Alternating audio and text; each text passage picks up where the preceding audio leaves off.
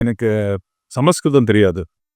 எனக்கு இங்கிலீஷும் அவ்வளவா பேச வராது. அந்த மாரி ஒரு படிக்க வராதுன்ற சூழ்நிலையில, நான் சனாதன தர்மத்த பத்தி கத்துக்க முடியுமா? எப்படி கைட் பண்றீங்க நீங்க? இந்த சனாதன தர்மத்தில அவங்க கத்துக்கணும் அப்படின்னு ஒரு இன்ட்ரெஸ்ட் இருக்கு அப்படின்னு சொல்றீங்க இல்லையா? இந்த சனாதன தர்மம் அப்படின்றத மறுபடியும் ஞாபகம் வச்சுக்கோங்க. இது ஒரு சிறந்த ஆன்மீக அறிவியல். சரியா? இன்னைக்கு உங்களுக்கு கத்துக்கிறதுக்கு ஆசை வந்திருக்கு. இதே மாரி தான் யாருக்கு வேணாலும் ஆசை வரலாம். அந்த அவேக்கனிங் சொல்றாங்க இல்லையா? அந்த ஸ்பிரிச்சுவல் ரியலைசேஷன் ஏதோ ஒண்ணு இருக்கே மிஸ்ஸிங்கா என் வாழ்க்கையில இருக்கே அப்படின்னு.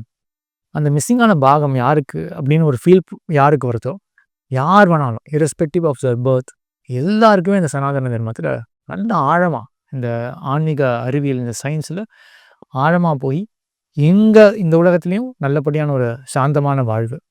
அதேபோல மறுமைக்கும் இந்த மோட்சம் அப்படின்ற அந்த ஒரு இடத்துக்கும் அவர்களுக்கு கண்டிப்பா யாரா இருந்தாலும் அவர்களுக்கு உரிமையே உண்டு சனாதன தர்மத்தில. சுவாமி நான் பிராமின் இல்ல.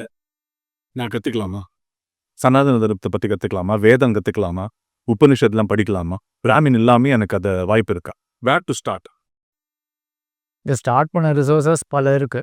என்னுடைய நினைவுல இதில அந்த ஸ்பிரிச்சுவல் சயின்ஸ் அப்படின்னு சொன்னேன் இல்லையா? ஆன்மீக அறிவியல். ஒரு பிரீஃபா நம்ம விஷயம் பார்த்தோம் இல்லையா? இந்த மாதிரி இவ்வளவு சயின்ஸா, இவ்வளவு அனலைஸ் பண்றாங்களா அப்படின்னு. இந்த சாஸ்திரம் அப்படின்றத அத பத்தி இதே யூடியூப் சேனல்ல, இதே வெப்சைட்ல பல வீடியோ டுட்டோரியல்ஸ் ஆகவே போடலாம் அப்படின்னு நினச்சுட்டு இருக்கேன்.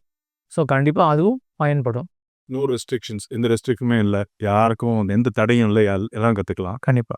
இன்னொரு கேள்வி என்னன்னா, எனக்கு ஏதாவது முன்னாடியே தெரிஞ்சிருக்கணுமா? பிகாஸ் நீங்க முன்னாடி சொன்ன இந்த மாரி டெக்னிக்கல் ஜார்கன்ஸ்லாம் இருக்கும்.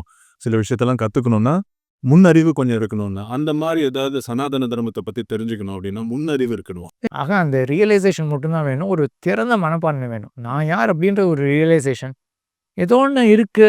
நான் யார் என்ன சொல்றாங்களோ அத ஏத்துக்கிறதுக்கு நான் மனப்பான்மையோட இருக்கேன். எடுத்த உடனே வேண்டாம் இது தப்பு, இவங்க பொய் சொல்றாங்க அப்படின்ற ஒரு எண்ணம்லாம் இல்லாம, ஏத்துக்கிறதுக்கு நான் ரெடியா இருக்கேன் அப்படின்ற ஒரு மனப்பான்மை இது போதும். வேற எதுவுமே இந்த ஒரு எண்ணம் தான் வர வேண்டுமே ஒழிய, மத்த டெக்னிக்கல் கேப்பபிலிட்டிலாம் அத அக்வயர் பண்ணிறலாம்.